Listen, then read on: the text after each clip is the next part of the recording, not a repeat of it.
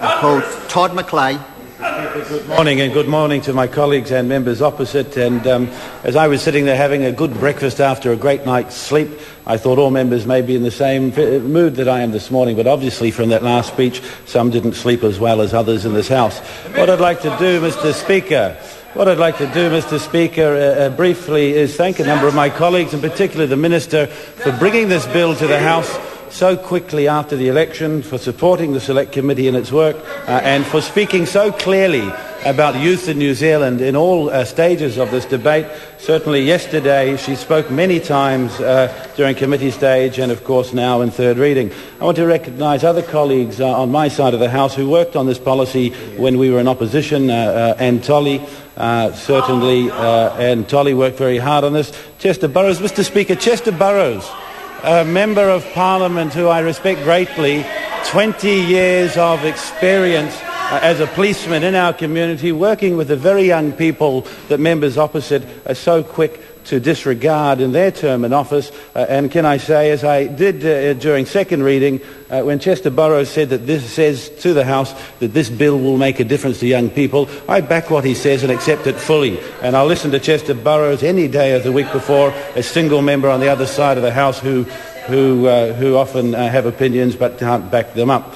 Mr. Speaker, I want to also recognise members of the committee and the officials in the committee who worked very diligently for us over the last year, and certainly submitters. We had a wide range of submissions in the committee stage who came to us, and they had an opportunity to put their views. They were listened to. We had great discussions. Now, Mr. Speaker, very briefly on this call, because this is the last speech in the debate. Parliament is about to pass it, and on the 1st of October this will enter into law, will come into effect. But the bill will make a number of changes, and it will make a number of changes for the 1,000 worst youth offenders in New Zealand. Now, I want to say to the members opposite that, and the last speaker from the opposition said that a small number of hardened offenders cause most problems in our society. And I agree with her.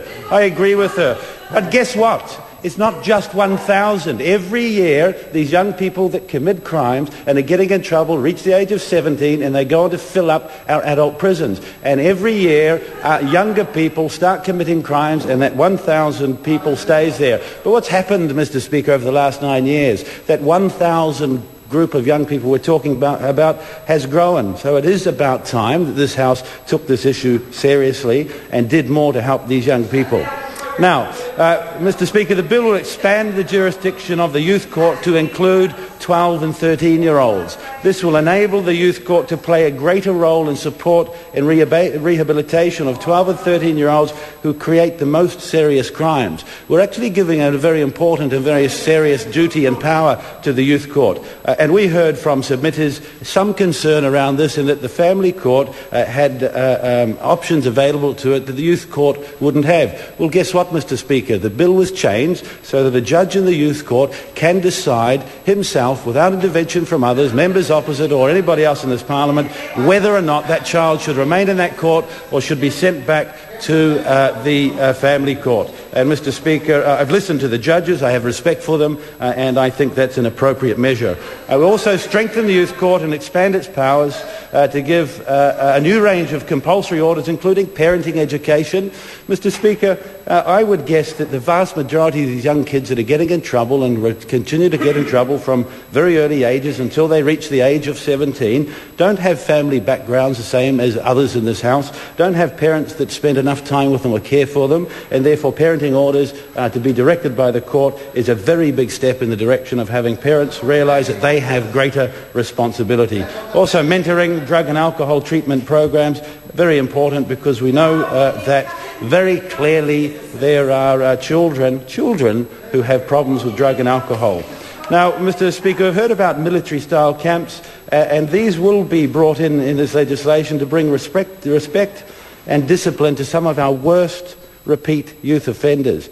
Now, this is the most intensive intervention that there is under the bill, and it's to help get their lives back on track before they reach this age of 18 and end up in our prisons. Longer supervision with residents. The residents can move to 6 months from 3, and supervision 12 months. Longer supervision with activity. 6 months activity and a further 6 months of supervision.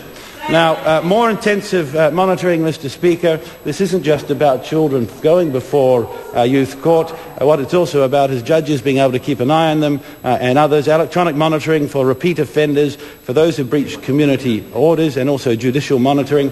Mr. Speaker, I want to conclude here so we can move on to other business. But can I say to members opposite and to those listening this morning that we're not talking about young people who lead ideal lives. And we're not talking about young people who have strong family support and backgrounds or supportive parents. We're talking about young people who have started on the path to serious repeat offending, and we're talking about young people who are on a path directly to prison if the state does not intervene and give them more support. Mr. Speaker, this bill gives those young people a chance, and in some cases a last chance. I support it fully. Thank you. Well done. The question is that the motion be agreed to. Those of that opinion will say aye. To the contrary, no. The ayes have it. Party vote called for. The clerk will conduct a party vote. New Zealand National. 58 votes in favour.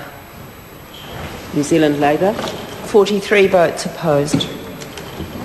Green Party. 9 votes opposed. ACT New Zealand. 5 votes in favour. Maori Party. 5 votes opposed. Progressive. 1 vote opposed. United Future. 1 vote in favour. Another set of